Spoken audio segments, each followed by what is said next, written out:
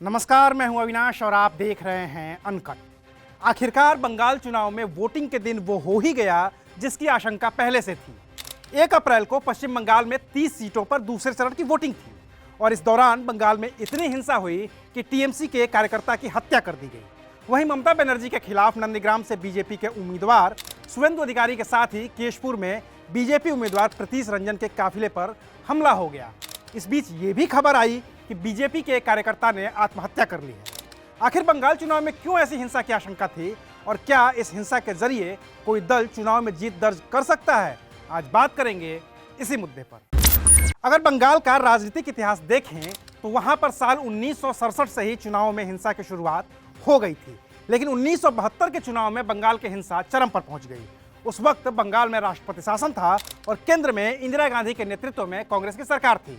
उस चुनाव में कांग्रेस के पश्चिम बंगाल प्रभारी रहे सिद्धार्थ शंकर रॉय के नेतृत्व में कांग्रेस कार्यकर्ताओं ने राजनीतिक हत्याओं से लेकर बूथ कैप्चरिंग तक को अंजाम दिया था। इसके बाद तो बंगाल में राजनीतिक हिंसा और हत्या का सिलसिला सा चल पड़ा था।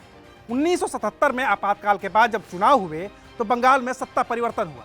ज्योति बसु के नेतृत्व में वाम दलों की सरकार बनी और तब जो वाम दल के कार्यकर्ता खुद हिंसा का शिकार हुए थे, अब सत्ता संरक्षण में उन्होंने हिंसा शुरू कर दी।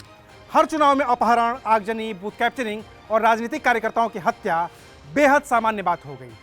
चुनाव छोटा हो या बड़ा हो, लोकसभा का चुनाव हो या विधानसभा का या फिर कोई उपचुनाव हो, बिना हिंसा के शायद ही बंगाल में कुछ हो पाया है। 2011 में बंगाल के मुख्यमंत्री बनने वाली ममता बनर्जी पर तो वाम दलों के शासन के दौरान कई बार जानलेवा हमले हुए। जब वो सीएम बनी तो उन्होंने कहा था कि बदला नहीं बदलाव चाहिए, लेकिन वो अपनी बात पर कायम नहीं रह पाई। कांग्रेस ने बंगाल में हिंसा की शुरुआत की थी। वाम दलों के शासन में वो अपने चरम पर थी, लेकिन ममता बनर्जी के कार्यकाल में भी हिंसा नहीं थमी। 2018 का पंचायत चुनाव शायद ही कोई भूल पाएगा, जिसमें वोटिंग वाले दिन अलग अलग जगहों पर 15 लोगों की हत्या कर दी गई थी। इनमें से एक तो सीपीएम का कार्यकर्ता भी रहा था, जिसे पत्नी समेत घर में ही जिंदा जला दिया गया था। अब 2021 में विधानसभा के लिए वोटिंग हो रही है तो आशंका तो पहले से ही थी कि हिंसा होगी। 1 अप्रैल की दोपहर होते होते ये आशंका हकीकत में तब्दील भी हो गई। बस इस चुनाव में गोलपोस्ट बदल गया है। 2011 से पहले जो हिंसा होती थी उसमें आमने सामने लेफ्ट और कांग्रेस हुआ करती थी, जिसमें टीएमसी को भी शामिल किया जाता था। 2011 के बाद जो हिंसा हुई उसमें टीएमसी और लेफ्ट आमने सामने होने लगे और अब इस चुनाव में टीएमसी और बीजेपी के लोग आमने सामने हैं। 1 अप्रैल को जो वोटिंग हुई उसमें भी असली मुकाबला खुद ममता बनर्जी और शुवेंदु अधिकारी के बीच नंदीग्राम सीट पर देखने को मिला है। इस दौरान नंदीग्राम के एक बूथ पर ममता बनर्जी की मौजूदगी में बीजेपी और टीएमसी कार्यकर्ताओं के बीच हिंसक भिड़ंत हो गई। वहीं नंदीग्राम में ही बीजेपी के एक कार्यकर्ता ने अपने घर में फांसी लगाकर जान दे दी। बीजेपी ने इसके लिए सीधे तौर पर टीएमसी को जिम्मेदार ठहराया है।